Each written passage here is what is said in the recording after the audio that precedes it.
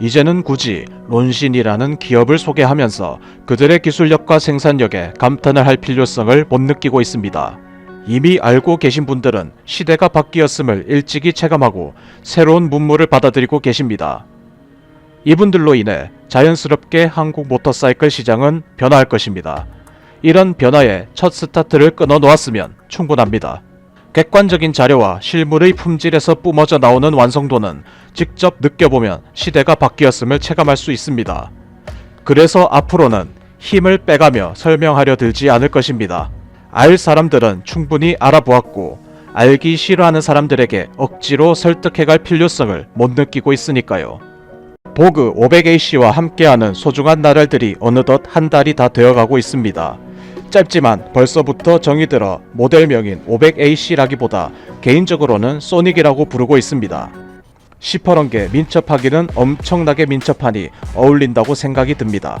우리는 어느 순간 모터사이클을 타면서 최고 속도에만 열광을 하고 있었습니다. 저도 마찬가지였고요. 하지만 모터사이클의 빠르기라는 것은 높은 출력과 시속 300이 넘는 최고 속도만 보고 논할 수 없다는 것을 500AC를 통해 제대로 배웠습니다. 쭉 뻗은 뒷선 도로야 배기량이 깡패고 출력이 높은 것이 장땡이긴 하지만 우리나라의 복합적인 도로 환경에서는 그렇지 않다는 것을 저번 전국 일주를 하며 확실하게 느꼈기 때문입니다. 500AC는 전형적인 클래식 네이키드 모터사이클로 스트릿 바이크로서의 장점을 아주 잘 살렸습니다. 스트릿 바이크가 가져야 할 특장점 중 가장 중요하다고 생각되는 것은 민첩성입니다. 이 민첩성을 위해선 스포츠성이 높은 쇼겁쇼버 세팅과 스트릿 주행에 알맞은 핸들의 위치, 시트의 포지션, 시트의 질감, 알맞은 덩치, 가벼운 무게 등 복합적인 요소가 필요합니다. 간단하게 이야기하자면 가볍고 날렵해야 한다는 뜻입니다. 저는 야마하 MT09를 단연간 타면서 도심형 네이키드의 가치를 진작에 알아보고 그 재미를 느껴왔습니다. 190kg 밖에 나가지 않는 가벼운 무게에 119마력이라는 무시무시한 힘을 얹으니 그야말로 괴수가 따로 없었죠. 덕분에 MT09를 가지고 윌리 강의도 찍고 전국 곳곳을 다니며 MT09의 대명사 유튜버가 되기도 했었습니다. 개인적으로 아주 만족하며 잘 몰고 다녔었지만 MT09와 MT07을 타면서 느꼈던 아쉬운 부분도 있었습니다. 좀 더 쇼버를 공격적으로 세팅하고 좀 더 가볍게 느낄 수 있는 방법이 없었을까? 야마하 MT09의 무게중심은 중간과 중간 뒤쪽으로 쏠려 있는 경향이 있습니다. MT09를 오래 타보신 분들은 잘 아실 겁니다. 스로틀을 조금만 감아도 모타드처럼 바이크가 들썩들썩인다는 사실을요. 사람마다 그 무게감과 운동성을 느끼는 것은 다르겠지만 MT09, MT07 수만 킬로미터와 500AC 3000km를 탄 경험자로서 충분히 타보고 느낀 바를 전해드립니다. 고작 몇 킬로그램 차이 나지 않지만 500AC는 고른 무게 분포 덕분에 스트릿에서 소닉이라고 부를 정도로 민첩하고 날렵한 운동 성능을 보입니다. 과하지 않은 엔진의 힘 때문에 진동이 적고 엔진 힘을 몸으로 직접 느끼는 비율이 낮아지기에 몸에 쌓이는 피로도를 감쇄시킵니다. 신속하고 정확한 기어 변속이 가능하게 만들어주는 슬리퍼 클러치 어시스트 덕분에 출발 후부터는 클러치 레버를 작동할 필요성을 전혀 못 느꼈고 급격한 시프트 다운에서 뒷바퀴가 전혀 잠기지 않는 것을 느끼며 위기 대처 능력도 상당하다는 것을 느꼈습니다. 여기에 185kg이라는 가벼운 중량은 브레이킹 피로도를 줄여주었죠. 바로 이 점이 저를 1600km가 되는 초장거리를 21시간 만에 달릴 수 있게 만들어 주었던 것입니다. 매분 매초 100마력 이상의 모터사이클이 가속을 하며 발생시키는 중력과 공기 저항을 간접적으로 장시간 노출시키면 사람이 피로해지는 것은 당연합니다. 적당한 상승 곡선을 그리며 스무스하게 올라가는 가속력은 몸이 피로를 덜 받죠. 한국 도로 사정은 아시다시피 모터사이클이 전용 도로와 고속도로를 다니지 못하기 때문에 장거리 이동을 함에 있어 도심 통과가 불가피합니다. 500AC는 시외에서 적당히 속력을 내며 고속 투어를 즐기면서도 시내에 진입하게 되면 스트릿 바이크로서의 진가가 발휘됩니다. 500AC는 무게 중심도 골고루 분포되어 있고 공격적인 스포츠성 위주의 쇼급쇼버와 과할 정도의 제동 장치가 달려 있습니다. 무려 니신 듀얼 디스크 캘리퍼가 기본으로 장착되어 있고 보시 2채널 ABS까지 달려있는 것은 물론 요즘 대세를 따라 메시오스가 기본적으로 장착되어 있습니다. 메시오스에 대해서 간략하게 설명을 하자면 일반적인 고무 호스는 열에 의해 팽창 수축을 반복하면서 변형이 될 수 있습니다. 이럴 경우 브레이크 호스에 기포가 생기게 되고 이가 누적이 되면 브레이크가 작동하지 않는 듯한 상태인 베이퍼록 현상이 발생하게 됩니다. 바이크를 타고 가다 급제동을 해야 하는데 갑자기 압이 없어지는 경험 저는 겪어봤습니다. 08년식 R1000 프론트 브레이크 압이 사라지는 베이퍼록 현상 때문에 인천 부평 삼거리에서 대차게 그랜저 뒤를 박았죠. 저희 왼쪽 어깨에 아주 찰진 훈장이 새겨져 있습니다. 이런 일이 일어나면 큰일인 상황에 미리 대비를 하기 위해 바이크 튜닝을 좋아하시는 분들은 제동장치 튜닝을 할 때 꼭 메시오스로 튜닝을 합니다. 메시오스는 철 구조물이 단단하게 지탱을 하고 있기 때문에 열 변형이 거의 없고 반영구적으로 쓸 수 있지만 단가가 비쌉니다. 때문에 그동안 바이크 생산 단가 줄이기의 일환으로 일반 호스가 달려나왔었는데 대모터사이클 고급화 시대에 고무 호스는 얼토당토 않는 시대가 되었습니다. 정부화 시대란 참 무서운 것 같습니다. 모터사이클이 기본적으로 갖추어야 할, 특히 스트릿 바이크로서 갖추어야 할 특장점들은 모두 잘 소화해낸 500AC. 기본기도 탄탄하지만 500AC가 가지고 있는 놀라운 기능들을 확인하면 깜짝 놀랄 것입니다. 500AC의 계기판은 풀 TFT LCD 패널이 적용되어 있고 패널에 정말 수많은 정보들이 보여집니다. 고급 모터사이클에 들어갈 만한 기능은 다 들어가 있는데요.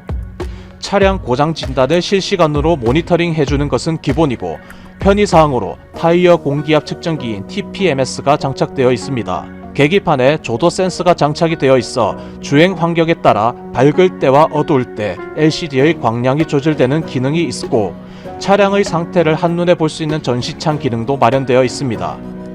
무엇보다 가장 만족스러운 기능은 바로 메인터넌스 정비 점검 후 측정되는 엔진 가동 시간의 표시입니다. 보통 예방 정비는 도달하는 주기에 실시하는 주기성 정비와 도달하는 거리에 실시하는 마일리지 정비가 있습니다. 주기성 정비는 몇 개월마다 한 번씩 일하는 다소 애매모호한 조건이 적용되는데요. 나라마다 처해 있는 환경마다 그 주기는 달리 해야 하기 때문에 사계절이 뚜렷한 우리나라의 특성상 주기성 정비보다는 마일리지 정비가 다소 더 확실하고 효과적입니다. 하지만 이 마일리지 정비도 어떨 땐 부정확할 때가 있는데요. 도심 주행이 많거나 러시아워가 빈번한 대도심에서 주로 라이딩을 하는 경우 같은 3000km라도 차량 통행이 적은 곳을 주행하는 소도심의 환경보다 더 많이 엔진을 가동하는 환경일 것입니다. 군대에서는 애초에 이런 부분을 착안을 해 엔진이 가동되는 대부분의 장비에 엔진 가동 시간을 측정하여 시간과 주행거리 둘 중 먼저 도래하는 마일리지를 정비하는 방법을 택해 장비 가동 상태를 최상으로 유지합니다. 바로 이 엔진 가동 시간 확인이 보구 500AC에서 가능합니다. 때문에 같은 메인터넌스 정비 주기인 3000km를 도달을 하려고 하더라도 내 바이크가 얼마나 엔진을 가동시켰는지 확인을 할 수 있어 선제적인 예방 정비를 통해 바이크의 상태를 최상으로 유지시킬 수가 있습니다. 바이크 탑승부터 사후 관리까지 확실한데 무엇보다 가격이 너무 마음에 들었었습니다. 요즘같이 환율도 높고 원자재 모든 것이 상승한 상태에서 이런 완성도 높은 바이크가 785만원 밖에 안 한다는 사실을 듣고는 충격에 빠졌습니다. 저는 500AC만큼은 제 사비를 들여서라도 사야겠다고 굳게 마음을 먹고 있었습니다. 인플루언서로서 귀를 열고 열심히 발품 팔아가며 어느 정도 500AC의 윤곽이 보였을 때 구매 의사를 밝혔지만 구매를 하기에는 여러가지 이유가 걸림돌이 돼서 정식 출시 때나 볼 수 있겠구나 아쉬운 마음으로 기다리고 있었습니다. 근데 정말 감사하게도 그동안 열심히 한 활동을 높이 사주셨는지 장기간 500AC를 씹고 뜯고 맛보고 즐길 수 있는 기회를 열어주셨습니다.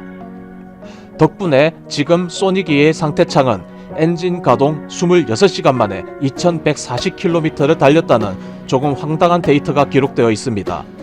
엔진을 켰다 하면 시속 82km로 계속 달렸다는 소리입니다. 이 정도면 500AC를 얼마나 기대했고 만족스럽게 타고 있는지 증명할 수 있는 데이터가 아닌가 싶습니다. 정말 많이 기대했고 사비를 들여서라도 사야만 하는 가치 있는 바이크였습니다. 하지만 아무리 이쁘고 높은 품질의 바이크라도 모든 밸런스를 만족시키기는 어렵습니다. 사람이 각자 성향이 다 다르듯 500AC 뿐만 아니라 세상에 존재하는 모든 바이크는 장단점이 존재합니다. 키 182에 몸무게 100kg이 넘는 30대 초반의 남성이 보그 500AC를 3000km 타면서 느꼈던 단점을 한번 말해보겠습니다. 우선 출력 부분입니다. 시외 도로에서 조금 속력을 내고 싶지만 500AC의 최고 속도는 160km/h의 리밋이 걸려 있습니다. 500cc의 배기량 치고는 최고 속도의 리밋 구간이 다소 낮다는 생각이었고 10마력만 더 높았으면 하는 아쉬움이 있습니다만, 출력을 상승하면 다른 장점들의 밸런스가 무너질 것을 생각하니 과한 욕심은 부리지 않는 것이 좋다라는 개발자의 의도가 묻어나오지 않았나 싶습니다. 출력뿐만 아니고 전체적인 밸런스를 보자면 500AC는 힘을 숨기고 있는 찐따, 줄여서 힘순찐의 포지션을 가지고 있습니다. 최대 속도 구간에서 힘이 남는다는 느낌은 계속 받았습니다. 철저하게 내구성 위주로 설계된 바이크이고 라이더의 안전을 중요하게 생각하면서도 스포츠성을 강조하다 보니 코너에서 뱅킹을 최대로 누워도 치킨 스트랩이 생길 수밖에 없었습니다. 소위 말하는 조지면서 타는 라이더조차도 포용할 수 있도록 100의 능력치가 있으면 70이나 60 정도만 사용하도록 절제한 바이크입니다. 다이나믹하고 쥐어짜는 스릴을 즐기는 라이더라면 조금 재미가 없을 수도 있다고 생각되는데, 그런 분들은 통장 잔고가 남아돌아 내구도 따위는 상관 안하는 퍼포먼스형의 바이크를 소유하는 분들이겠죠. 내구성 위주의 엔진인 만큼 애초에 능력치를 절제해 두었습니다. 덕분에 저처럼 한 개의 능력치를 쓰면서 1600km를 주파하더라도 라이더의 체력이 오히려 남았던 것은 물론이고, 절제된 힘을 사용함으로 인해 골고루 분포된 500AC의 다른 밸런스를 잘 활용할 수 있는 부분은 사람에 따라 단점을 장점으로 커버할 수 있는 설계라고 생각이 됩니다. 500AC가 내구성 위주의 절제된 바이크라는 그 증명은 26시간 2140km의 아주 하드한 데이터를 만들었음에도 불구하고 실연비 테스트에서 무려 25km/L가 측정되었다는 것에 혀를 내두를 정도입니다. 100의 힘을 다 못쓰고 60에서 70밖에 못 내는 내구성 위주의 완만한 상승 곡선을 그리는 500AC, 심심하다고도 느낄 수 있을 텐데, 좀 전에도 언급했다시피 500AC는 힘숨찐 코스프레 중인 바이크입니다. 평소 출발에서는 하품이 나올 정도로 편안하고 완만한 출력 상승 곡선을 그리지만 고RPM 영역에선 흡사, 스포츠 모드가 자동 활성화가 된 듯 거칠고 즉각적인 반응이 일어납니다. 파워밴드를 터뜨리고 다니던 모 바이크와 상당히 비슷한 느낌의 출력을 느끼며 코너 탈출 후 가속하는 재미가 쏠쏠했습니다. 500AC 엔진의 특장점을 제대로 활용한다면 평소 출퇴근 시에는 세단처럼, 오늘 좀 놀아보자 와인딩을 나간다면 스포츠카처럼 얼마든지 즐길 수 있는 바이크입니다. 마치 두 얼굴의 아수라 백작 같은 바이크입니다. 요즘 전 세계적으로 모터사이클 뿐만 아니라 자동차 소음 규제도 점점 심해지고 있는 추세입니다. 어떤 나라는 모터사이클과 자동차의 배기 튜닝을 하는 것을 아예 금지시키기도 하는 등 언젠가는 모터사이클의 빠당빠당한 튜닝 배기음을 못 들을지도 모른다는 생각에 조금 아쉬운 부분이 있습니다. 하지만 그런 부분도 미리 생각을 하듯 애초에 튜닝이 크게 필요 없을 정도로 중저음의 순정 배기음은 만족스러웠습니다. 물론 더 크고 다이나믹한 사운드를 원하는 튜닝족들을 크게 만족시킬 수는 없는 정도이지만, 순정에서 이 정도 사운드를 즐길 수 있다는 것은 또 하나의 특장점이라고 볼 수 있습니다. 3000km를 타는 지금까지 배기를 튜닝해야겠다는 생각은 일절 없었습니다. 어차피 풀배기가 안된다면 엔드 머플러는 받거나 마나이고, 세팅 처리된 스틸 소재의 순정 머플러는 500AC의 디자인적인 멋을 훨씬 더 잘 살리기 때문에 배기 튜닝은 안하는 게 좋겠다는 것이 저의 주장입니다. 기계적인 튜닝이 필요 없을 정도로 기본에 충실하고 고급적인 옵션과 기술이 집약되어 있는 500AC를 3000km 이상 타면서 롱텀 시승차를 받는 것보다 구매를 하는 것이 더 기분 좋았을 수도 있었겠다는 생각도 들었습니다.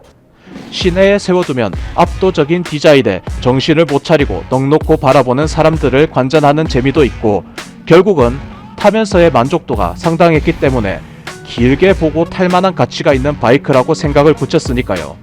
하지만 앞으로 타야 할 바이크는 더 많고 그때마다 충동 구매로 바이크를 사게 된다면 가족한테 엄청난 죄를 짓는 것이므로 기회가 왔을 때 최선을 다해 타보는 것으로 만족을 하려고 합니다. 바이크 리뷰를 할 때 최소 1000km는 타보고 리뷰하자는 저의 생각 변함이 없습니다. 구독자분들과의 약속을 철저하게 지키며 1000km는 한참 지난 보그 500AC, 지난 한 달간의 짧지만 알찼던 3000km 롱텀 시즌을 마치도록 하겠습니다. 참고로 500AC는 올해가 지나가기 전에 1만 킬로미터를 달성하는 것이 목표입니다.